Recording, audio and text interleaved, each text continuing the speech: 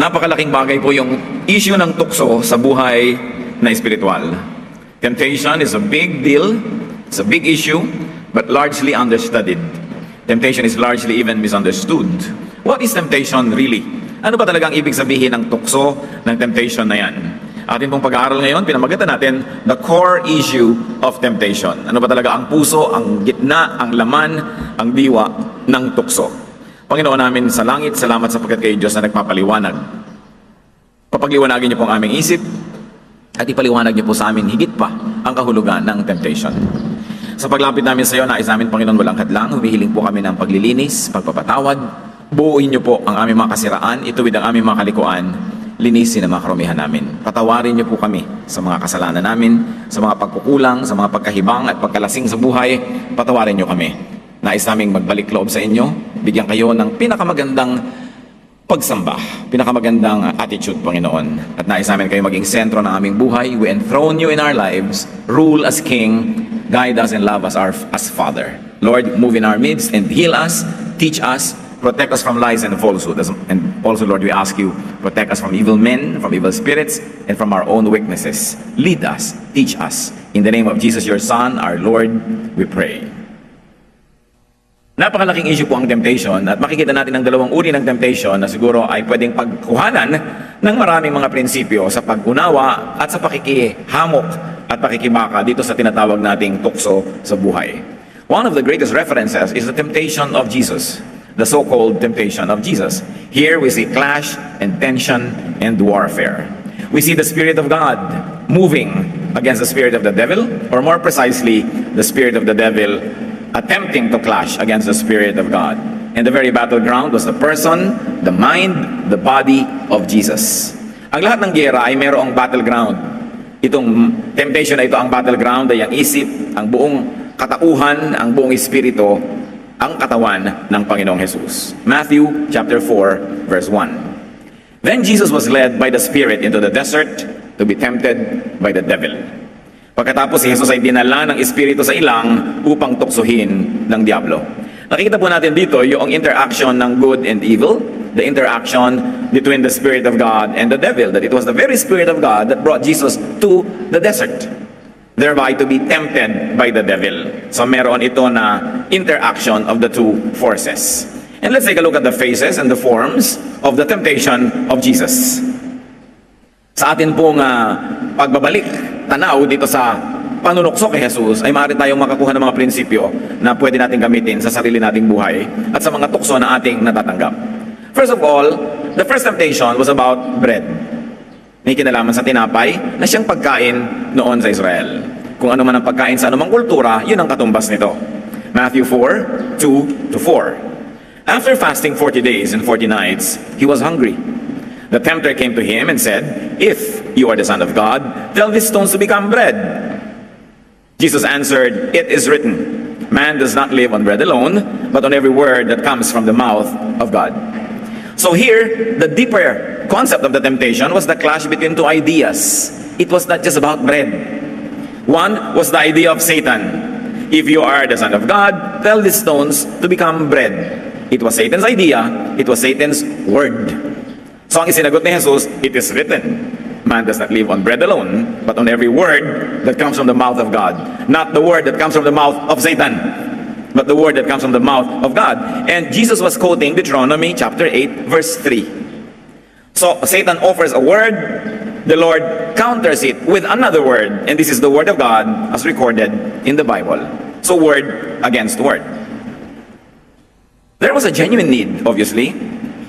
There was a genuine need for food because Jesus was hungry. But Jesus' answer was, it is written. He was going to refer not to the word of Satan, not to his need at the moment, but to what was written in God's word. So there was this bread versus word, bread which was physical versus that which is spiritual, the word of God. But then again, don't be deceived. The bread is not only physical. The bread is a physical representation of a spiritual reality, of a spiritual situation. So this is really spirit against spirit, except that the bread is a prop that represents another spiritual reality. The temptation here is really about the source of idea. It's not the idea itself. The idea of bread, the idea of eating bread was a given. It was good. It was not bad to have bread. Pero saan nagmumula yung ideya na magkaroon ng bread at yung pamamaraan? Nagmumula yung ideya, one, from Satan. At meron nagmumula ideya number 2 from God. The temptation was, which source of idea to subscribe to? Dapat nating palalimin at pataasin ang pagbasa ng mga verses na ito, hindi lang tinapay ang panagyayarahan, kundi kaninong manggagaling ang tinapay na ito. Another concept of the temptation of Jesus was about safety. It was about jumping. Matthew 4, 5-7. Then the devil took him to the holy city and had him stand on the highest point of the temple. If you are the Son of God, he said, throw yourself down. For it is written, He will command His angels concerning you, and they will lift you up in their hands, so that you will not strike your foot against a stone. Jesus answered him, it is also written, do not put the Lord your God to the test. Ito pong temple sa Jerusalem, merong isang side, the eastern side, na nasa ibabaw at taluktok ng bundok. Kasi ang Jerusalem mismo, ibabaw ng bundok eh. At sa ibabaw ng ibabaw na yon, meron pang isang burol, at nandun sa ibabaw na yung temple. On the eastern side, pagka tumingin ka dun sa pader ng templo at ikaw ay yumuko sa labas noon, napakalalim na bangin. On the southern, on the northern, on the eastern sides, hindi ganon. But on the western rather, but on the eastern side, bangin agad, matarik na matarik. At ihalos katapat nung bangin na yon, yung wall. And on that wall, may toring kataas-taas. That was the tower that Satan was talking about. Sabi niya, kung anak ka nga ng Diyos, akyatin mo yung tore na yan na pagkataas-taas, is tumalon ka. Hindi lang siya mahuhulog sa patio o doon sa ground ng temple, doon siya mahuhulog sa bangin na mas mababa pa kaysa sa floor level ng temple. At doon sa baba nun, doon sa valley, nandun yung Gethsemane. Nandun yung mga oliba, nandun yung mga garden na pinag-uusapan na Garden of Gethsemane. Pero puro bato-bato yun. Matatalim na bato. At malalaglag ka siyempre doon, mamamatay ka. Kung may mga gusto na magpakamatay, doon sila tumatalon. At sabi ni Satan, bakit hindi mo subukin? Total, anak ka naman ng Diyos, di ba? Patunayan mo, tumalon ka. Sabi naman kasi sa Bible sabi ni Satan, sasaluhin ka ng mga anghel kung ikaw talaga anak ng Diyos at hindi papabayaan na ni ang paa mo, ni ang sakong mo, mabundol sa bato. Sasaluhin ka. Satan was quoting the word of God, Psalm 91, 11-12. Sa lagay, si Jesus lang magko-quote. Nag-quote siya nung una, si Jesus. Pangalawa, quote din si Satan. No? Pero sabi ng Panginoon, it is also written. Hindi lang yung sinasabi mo na written, may written pa, do not put the Lord your God to the test. Jesus was quoting Deuteronomy 6:16. Battle of wits to. Paramihan ng alam na verse. Kumusta kayo mga kapatid? Kumusta tayo pagka nag-battle of wits ng mga verses? May makukot naman kaya tayo dyan. Kasi ang tunay na labanan, gaano mo kaalam ang salita ng Diyos? Kasi kung alam mo yon, meron kang ilalabas sa sandata. Kung wala kang alam, ibibigay mo lang opinion mo, idea mong makabalibaligtad pa at halo-halo, ano ngayon ang ilalaban mo? Here the issue was vanity. Yabang, pride. Kung talagang anak ka ng Diyos, patunayan. And the answer of Jesus, it is written. Dapat nating pansinin dito na si Satan naman ay nag-quote na ng it is written. So now this is a battle of Scripture versus Scripture. The Word of God versus the Word of God. But can that happen? No, because the Word of God cannot contradict itself. But the interpretation and application of the same Word can actually make war with God. And that was Satan was doing. Yung mismong salita ng Diyos, binabaluktot, nililiko para kontrahin yung ibang mga salita rin ng Diyos. At kadalasan, ganyan yung giyera na nangyayari sa pare-parehong Kristiyano na nagpapagalingan, pare-parehong may kinukot na verses. Ang actually nun, labanan lang yun ng hermeneutics, labanan ng interpretation at ng application. Kaya dapat ang tao matalino, hindi ka basta nakikinig, nagsusuri ka at nag-aaral. This was Psalm 91, 11-12, being made to clash against Deuteronomy 6:16. Word versus word. But obviously, the case of Satan was a misquote. It was out of context. It was misapplied. It was misinterpreted. And very maliciously being misused. So ano ang gera dito? Ano yung temptation? It is the source, the nature of the motivation. Tatalon ka, anong motivation mo? Para lang magyabang. So hindi na pinagtatalon na ngayon na biblical ba yung sinabi ni Satan, biblical ba yung sinabi ni Jesus. Kundi, sige, parehong biblical, pero bakit mo naman gagawin? Ba't ka naman tatalon? Sige, parehong biblical, magpalaki kayo ng church, pagparami ng member, pero ba't mo gagawin? Dahil ba sa yabang? O dahil ba talagang mahal mo yung salita ng Diyos? Marami tayong pagtatalo dyan verse against verse. Hindi yun ang pangtatalunan. Anong motivation mo? Bakit mo gustong gamitin ang verse na yan? Nangyayari yan, when we want to manipulate people, we quote a verse para yung lakas ng Diyos ang banggain niya at definitely mananalo ka kasi nagtago ka sa lakas ng Diyos. So hindi na pinag-uusapan na, word ba yan ng God? Ang tanong na, bakit mo ginagamit? So the real temptation here, brothers and sisters, is to misuse the word of God. Hindi na about jumping. Sige, grade 1 meaning jumping. Pero kailangan pataasin, hindi naman tayo grade 1 eh. God is changing us from glory to glory. So ang pagbasa rin natin at pag-apply ng Word of God, habang tumatagal ang ating scholarship, dapat mas malaki ang naabot. Hindi replay ng replay, yun na rin lang yun. You hear the same verse being preached every day, every year, yun na lang yun, ang application. Hindi ka lumalaki. So ang tunay na temptation dito, ano ang ating motivation when we quote from the Word of God? Many Christians are tempted to be like Satan, to misuse it. Para mang-uto, para mang-manipulate, manggamit ng tao. And sometimes, to justify even our own mistakes, you quote the Word of God. That is the temptation. There is another temptation here in this encounter. It's about power and wealth. Matthew 4, 8 to 10. Again, the devil took him to a very high mountain and showed him all the kingdoms of the world and their splendor. All this I will give you, he said, if you will bow down and worship me. Now, that was Satan's word. I'll give you this if you bow down and worship me. And Jesus said to him, away from me, Satan, for it is written, worship the Lord your God and serve him only. Jesus was quoting Deuteronomy 6:13. Sa ulo niya yung Deuteronomy, kaya hindi siya maubusan ng magamit na ammunition against the temptation. What was the temptation? It's about power and wealth. It's about glory. But it's really not about glory. Because even God is glorious. Ano naman masamang maging glorious? Ano naman ang masama na maging mayaman? Ang kayamanan naman galing sa Diyos. Ano naman ang masama na maging king? King of kings nga ang Diyos. Ano naman ang masama doon? So ang masama dito, hindi yung kingdom, kundi yung source. Hindi masama maging powerful. Hindi masama maging wealthy. Katulad ng misreading ng maraming Kristiyano. No. Ang masama, kanino galing? So the temptation here is not about being wealthy or not. The temptation is who to receive your wealth from. Yumaman ka nga, pero kanino galing? Anong pamamaraan? Pamamaraan ba ni Satan o pamamaraan ng Diyos? Salita ba ni Satan ang iyong ginamit para ka umunlad, maging makapangyarihan? O salita ng Diyos? So hindi kung maunlad, mayaman, makapangyarihan ay masama. Ang tanong lang, kanino galing? So the essence and the spirit of temptation is all about the idea. The real battle is in the mind. Pag may temptation, mga kapatid, ganito yung nangyayari.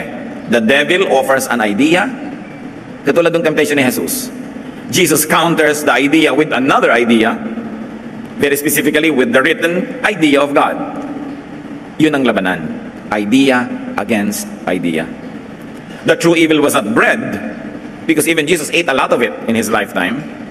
The true evil is not about safety, because even Jesus was kept safe and protected by heaven lots of times in his ministry. The true evil was not glory or power, because Jesus and God the Father had it and continue to have it. The essence, the spirit, and the goal of the temptation was for Jesus to have those things outside of God's provision. Yun ang tunay na temptation. Magkaroon si Jesus ng bread, magkaroon siya ng glory, magkaroon siya ng power, magkaroon siya ng safety from the devil. Pagka tayo naaalok ng ganyang mga bagay, ang itatanong nyo agad, saan galing? Anong pamamaraan ang kailangan kong gawin para mangyari yan? Gusto kong manalo sa isang contest, anong paraan ko? Kanino ako hingi ng power? Gusto kong magwagi? Gusto kong maging bida? Gusto kong maging sikat? Anong gagawin ko? The real essence of the temptation was to subscribe to another idea, to another philosophy, to another school of thought. In other words, another word, the word of Satan. And the word of Satan, nagmamadali. Idea niya yan, philosophy niya yan. Sabi niya, kung gusto mo, gawin mo agad na tinapay ang bato. Alam natin na nung natapos yung temptation, angels came and ministered to Jesus. And doubtlessly, nagdala sila ng bread. Pero may panahon. Yung pagmamadali, mas madalas kay Satan yan. Kasi kung tayo ay makadiyos, lahat may panahon. May panahon para maghanda. Nang gamit mo ngayong gabi para bukas, hindi ka nagmamadali. Kasi handa na. May panahon. Pero ang style ni Satan, madalas, nagmamadali. Kasi ang nagmamadali, nagkakamali. Mainit ang ulo, galit, at maraming mistakes. Yun ang gusto ni Satan. Anong philosophy ni Satan? Get rich at once. Ngayon na, maging powerful ka. I'll give you all this kingdom, but bow down to me, worship me. Mga instant money. Yung wala kang kahirap-hirap, nagkapera ka. Yan ang ginagawa ng mga nandaraya. Yan ang ginagawa ng mga nangwa 1, 2, 3. Yan ang ginagawa ng mga nagbebenta. Ang ibinebenta nila, may daya ang timbang, may daya ang quality. They want a lot of money, but whose ways? The ways of Satan. So, the temptation is to subscribe to another style. Not to have money, but to subscribe to Satan in order to have it. That was why Jesus' consistent reply was, it is written. Sabi niya, oo, kakain ako, pero sa paraan ng Diyos. Oo, magkakaroon ako ng glory and kingdoms, pero sa timing, sa paraan ng Ama sa langit.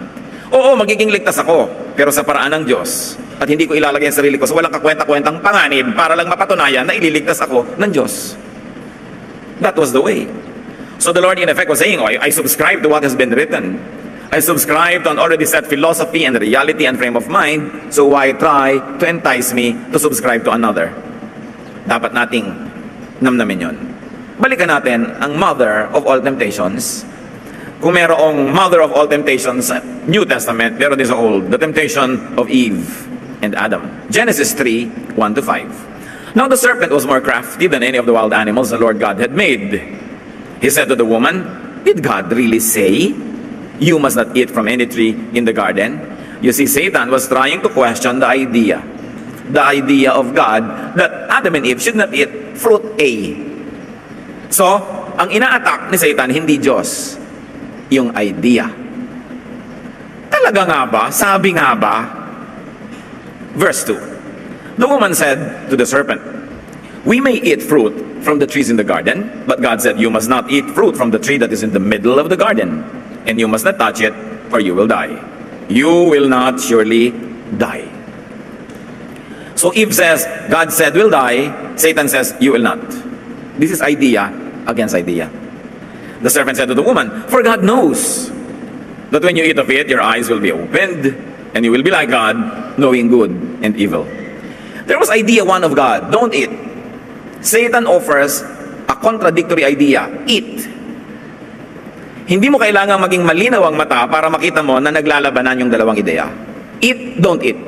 Mahirap bang maintindihan yon?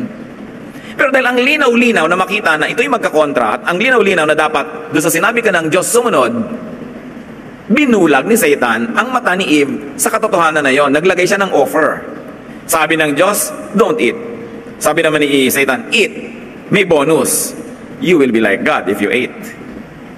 Your eyes will be opened. Ang totoo, the eyes were being closed. Baligtad, ha? The eyes were being blinded by Satan, but Satan offered a very tempting concept. Huwag kang mag-subscribe sa A, dito ka sa B. May bonus ito, may advantage. Magiging para ka rin Diyos. At dahil doon sa dagdag na yon, nabulag talaga si Eve.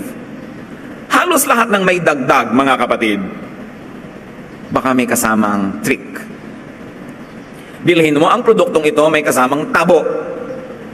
Siguro mag-e-expire na yung product, kaya kailangan samahan ng tabo o balde o kalamansi o sabon o shampoo para mo bilhin. Ikaw naman, nasakin ka doon sa tabo, binili mo si produktong luma na pala o wala palang kwenta, walang bumibili, kaya ayan, sinasamahan ng tabo.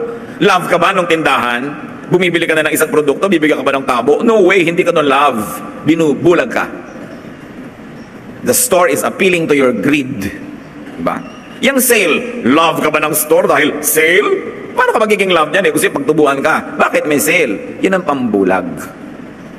Usually mga sale sa lean months, lean season, yung walang namimili. So gusto niya pati oras na hindi shopping, hindi naman Pasko, hindi naman kung ano. Iimbento pa yung store para bumili ka na naman, makuha na naman niya yung pera mo. Bulag na bulag ka naman, sale. Dating 1,000, ngayon 200 naman. Naniwala ka? Yun, may pambulag. Yung mga magulang, pag may mga anak silang hindi maligawan, ligawan mo anak ko, may mana yan. May pambulag. No? Ikaw nun, mana yung nagustuhan mo. Sige, nasa kim ang tao. Listado na natin si Satan, luma na yung style na yan eh. Tatandaan nyo, basta may pambulag, may itinatago. Pag may concealer ang muka ng katabi nyo, may itinatago. Di ba? Laging may itinatago ang tao. May mga pad dito, may mga pad doon, may itinatago. Ngayon, may itinatago, hindi naman masamang itago. Pero maraming itinatago na pag hindi mo nakita, lugi ka. Sabi ni Lady Macbeth, look like an innocent flower, but be the serpent under it. Akala mo bulaklak yung pinipitas mo, ahas pala. Nanagaan yung bulaklak lamang. At nung iyong hawakan ay bigla kang tinuklaw. Sabi ni Satan, you will not die, believe me. Sasabihin ni Eva, hey, why will I believe you? Well, magiging kang parang Diyos. Parang attractive yata yan. Sige na nga, may pambulag. It was a God said versus the serpent said. It was an issue of whose words Eve would subscribe to. Once more, the temptation is not about fruit. It was about a clash between two ideas and identities. Sabi ng Diyos, huwag kainin. Sabi ni Satan, kainin. May benefit na inalok, kinain. The fall happened when Eve and Adam subscribed to the serpent's idea, to the serpent's way. Mixed the words of God, that's what Adam and Eve did, and of the serpent in their minds and their deeds. Pinaghalo nila yung concept ni Satan at concept ng Diyos. By mixing the two ideas, they became impure. And then, they abandoned being holy for God, buong-buong para sa Diyos, and became impure. They became defiled, they became mixed up. Ito ang tunay na diwa ng temptation, mga kapatid, na yung buo ka, hahatiin ka. Buong-buo kang husband, hahatiin ka ni kumare, naging dalawang asawa mo, hati ka. Buong-buo kang magulang, inagaw ka ng bisyo, ang pera mo na nagpunta na sa kasino, nagpunta na sa alak, nahati ka. Hindi ka na buong magulang. Buong-buo ang iyong honesty, natukso kang magnakaw, hati ka na. Ang totoong kasalanan dito ay yung mahati. Kasi ang taong hati, walang mararating. Yoyo man at kalahati, hindi iikot. Turumpo man at kalahati, hindi iikot. Kahit ano, dapat buo. At ang Diyos, ang number one niyang turo, ay maging buo ka. Hindi hati. Kaya di ba tinuturo? Pag may doubt ka, walang mangyayari. Hati ka eh. May kalahati sa iyong naniniwala, may kahating nagda-doubt. Sabi sa Bible, huwag kang umasa na may mapapala ka. Kailangan buong-buong pananalig. Hindi pwedeng hati. Meron kang pag-ibig sa isang tao, tas hati dahil may kahating iba. Ano mangyayari sa iyo? Lagi kang hati. Sila rin, kakalahati lang na makukuha. Everybody's going to be miserable. The whole concept of spirituality and godliness is about being whole. Buo ka. Walang pag-aagam-agam, walang pagdududa. Yan ang nagiging mga bayani. Yan ang nagiging achievers. Yung buong-buo ang loob. At tayo man, ayaw natin nung hati ang loob. Gusto natin, buo ang loob niya. Ayaw natin nung nakuna, mahina ang loob niyan. Gusto natin, matatag ang loob niyan. Buo. Kasi pag buo ka sa loob, lahat ng gagawin mo, buo rin. That's why when you believe in a project wholeheartedly, you will achieve something. Pero kung kalakalahati lang paniniwala mo, walang mangyayari. The concept of purity, the concept of oneness and wholeness is a very basic biblical idea. And this is purity in thought, in spirit, not just in form. Kaya mga iba, ay naku, kayo maglo-Lord Supper ng puto, syncretism yan, makakahati-hati kayo. Form lang yan eh. Ang mahalaga, buo ba sa concept mo, ba't ka naglo-Lord Supper? Ba't mo ginagawa yan? Ano kahulugan nun sa'yo? Yung form, hindi yan ang topic. Para rin yan yung bread, yan din yung city, yan din yung kingdom, yan yung fruit. Hindi yan ang topic. Ang topic, ano yung diwa sa likod niyan? Naintindihan mo ba? At buo ka ba? Sin is transgression of the law, of the word, of the philosophy of God. Therefore, sin is subscribing to another school of thought that is not the school of thought of God. Kaya ang repentance is confession of sin. It is cleansing from impurity, elimination of impurity, the restoration by returning to the one word, one idea, one mind. Kaya pati sa New Testament, itinuturo, one church, one faith, one baptism. Ibig sabihin, oneness. Lagi sasabi, you should be one. Don't be divided. Hear, O Israel, God is one. So ang tanong, buo ka ba kapatid? Husband ka, dapat of one wife, para buo ka. Dapat ikaw kung janitor na janitor ka, ano ibig sabihin? Ginagawa mo lahat ng duty mo. Pero yung text ka ng text, hati ka nun. Binabayaran yung oras mo para maglinis, text ka ng text, layas ka ng layas, takas ka ng takas, hati. Guardia ka, binabayaran ka para magbantay, tapos tulog ka, hati. Huwag mong asahan na pagpapalayan ka ng langit. Madaya mo man ang employer mo, magpanggap ka manggising, pagtakpan ka man ng mga kasama mo, ang Diyos ba, hindi ka halata, hindi ka bistado. Kanino ba manggagaling ang blessing, di ba sa Diyos? So huwag kang umasa na pagpapalayan ka. Kailangan ang isip buo. Romans 12:2, do not conform any longer to the pattern of this world, but be transformed by the renewing of your mind. Kailangan baguhin ang isip, gawing isa. Then you will be able to test and approve what God's will is, His good, pleasing, and perfect will. So, anong ibig sabihin nito? That the mind, na naligaw ng landas, kung kani-kanino nakinig, kung kani-kanino sumunod, ano yung pagbabalik loob sa Diyos? Ibalik ang utak sa Diyos. Be changed by the renewing of your mind. Mag-isip ka uli according to the thoughts of God. I-apply mo uli sa buhay mo ang philosophy of God, methods of God. Yun ang pagbabalik loob. Hindi dipa ng dipa, dasal ng dasal, praise the Lord. Hindi yon. Ibalik mo ang takbo ng utak mo, umaayon at sumusunod sa utak ng Diyos. Iyon ang kabanalan. Hindi yung long sleeves, hindi yung nakasarayang damit lagi na para kang ibuburol, hindi ang lahat ng kanta mo'y mababagal lang at mahihina. Hindi yun ang kabanalan. Ang kabanalan, ang kalinisan, ang pagiging buo, buo ang isip mo nakasunod sa pag-iisip ng Diyos. It is in the mind. Napaka-importante. Kaya sa Luke 8:1-2, after Jesus traveled from one town and village to another, proclaiming the good news of the kingdom of God. The 12 were with him, and also some women who had been cured of evil spirits and diseases. Mary, called Magdalene, from whom 7 demons had come out, ... So anong ibig sabihin na si Mary ay naging mananampalataya, natanggalan ng 7 demonyong nakatira sa kanya? Kasi may Diyos, tas may 7 demonyo, 8 ang tinig na sinusundan niya.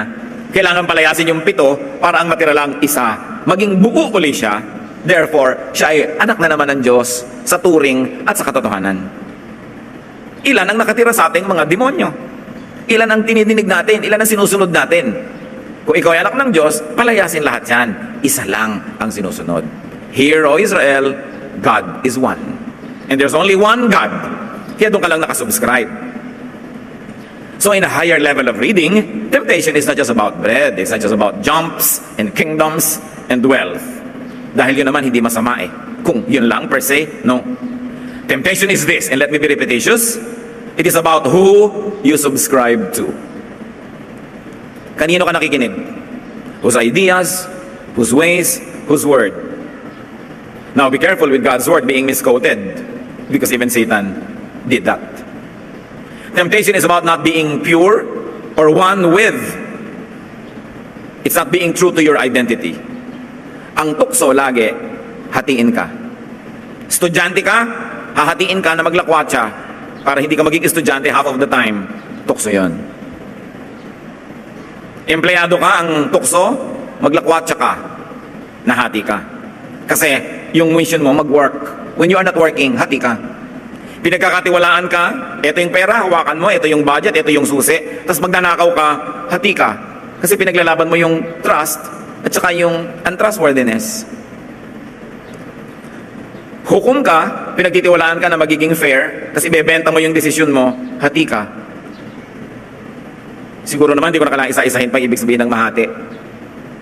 Anak ka, pinagtitiwalaan papasok sa school, tapos lakwatsyang ginagawa mo, hati ka. Asawa ka, alam ng asawa mo, nasa trabaho ka, yung pala nasa motel ka, hati-hati ka. Yun ang tukso, mahati.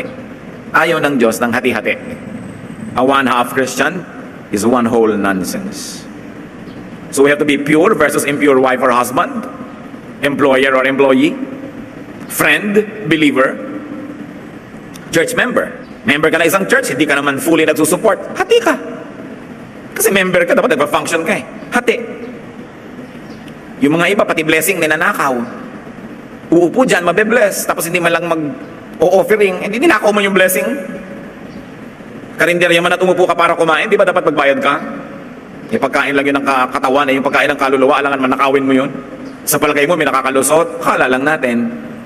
Sikap ka ng sikap wala rin, nasunugan ka pa ng bahay, mas lugi ka pa.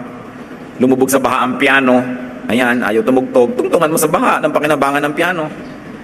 Maraming ginagawa ang tao, kaya siya may problema kasi hati siya. Maraming psychiatric problems kasi hati yung tao. Bakit hati? Gustong-gusto niyang maging artist. Pinilit ng tatay maging engineer. Hati. Hindi naman talaga siya yun Pinilit mo maging iba. Hati.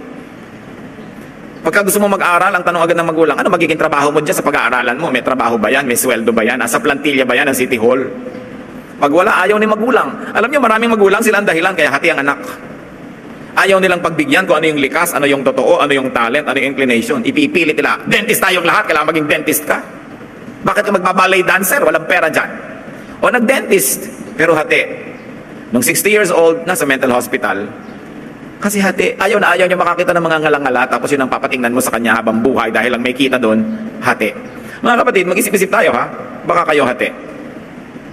Kung kayo 40, 50, 60, hati pa rin hanggang ngayon, o ba nauubos ang panahon nyo para maging buo? Baka kamatayan nyo na lang na hati. Kailangan gumawa tayo ng paraan na maging buo. Kahit na lang 2 days before you die, maging buo ka man lang para pagharap mo sa Diyos yung dala-dala mo buo. It's your duty to yourself na mabuo. Sundin ang iyong mga pangarap. Pagyamanin ang iyong mga natural talent. Hindi ka dapat napipilitan dahil lang pinilit ka ng mundo. Bawat isa tayo ay mananagot din sa Diyos. At dapat natin pinapayagan ng kapwa natin na mabuo. Huwag nating ipilit sa kanya yung concept natin para lang sa tingin natin buo siya, pero siya alam niya hindi siya buo. Kasi hindi siya totoo. Alam ng Diyos kung ano yung totoo sa atin. At siya naman ang lumikha ng katotohanan na yun. So pag tumatanggi ka, tumatalikod sa katotohanan na yun, parang binaliwala mo na rin yung plano para sa'yo ng Diyos. So be whole. Be one with your heart, your mind, your body. Dapat yung iyong feelings, yung iyong thoughts, at yung iyong activities magkakatugma para buo ka. Sinasabi ng konsyensya mo, masama yan, pero ginagawa mo, hati ka. Kailangan magkakakampi, magkakasama ang damdamin, ang pag-iisip, at yung ginagawa ng katawan. At alam natin kung sino ang boss dyan, yung pag-iisip. Yung thought na sinasabi sa Romans, be renewed by changing your thought patterns, your mind.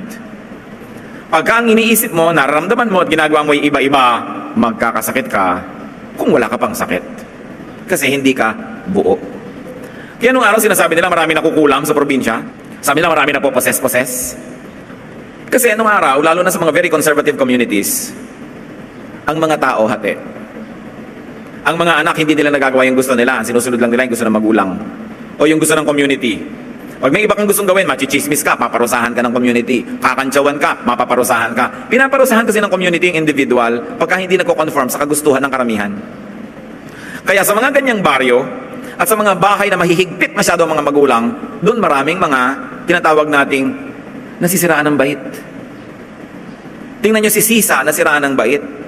Kasi gusto niya kasama ang kanyang mga anak. Pero pinaghiwalay sila ng kalupitan ng sistema ng lipunan. Nabaliw siya. Kasi hindi nagagawa ng kanyang katawan yung gusto ng kanyang puso at hinihingi ng kanyang damdamin. Sa mga pamilya na ang hihigpit ng magulang, biglang dyan yung may mga nakukulam, kung ano na nangyayari, minumura bigla ng anak yung magulang, kasi possessed, pinagpapasensyahan, kasi possessed.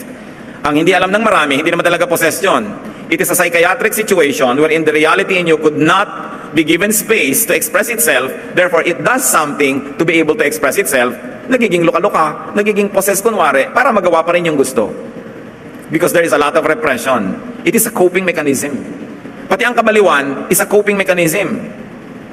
Sa Noli Me Tangere, si Piloso Potasio, iniisip ng mga tao baliw. At tinanong siya ng isang matalinong kabataan, bakit mo hinahayaan yun? Akala nila baliw kayo. Sabi niya, kasi habang iniisip nilang baliw ako, pwede ko sabihin lahat ang gusto ko sabihin. Kaya hindi bali nang isipin nilang baliw ako, masabi ko lang yung gusto ko. Kaya sa akala nila, hindi ako baliw, pero lahat ng gusto kong sabihin, sinisikil ko. One of the greatest gifts that we can give to our fellow men, especially to your loved ones, is to allow them to be true to themselves. Para hindi na sila kailangan mabaliw o mapossess pa. At kung ano-ano pa. Nakita niyo yung panahon ni Jesus, ang daming possessed. Kasi very repressed yung society noon. Wala kang magawa. Pinaghaharian ka ng magulang, pinaghaharian ka ng templo, pinaghaharian ka ng gobyerno. May gobyerno pa ng Israel, may gobyerno pa ng Roma. Pinaghaharian ka ng tradisyon. At ikaw ay pinaghaharian ng sobrang kahirapan. Hindi mo na magawa ang gusto mo. Kaya ang dami, akala nila possessed. But those are just repressed people.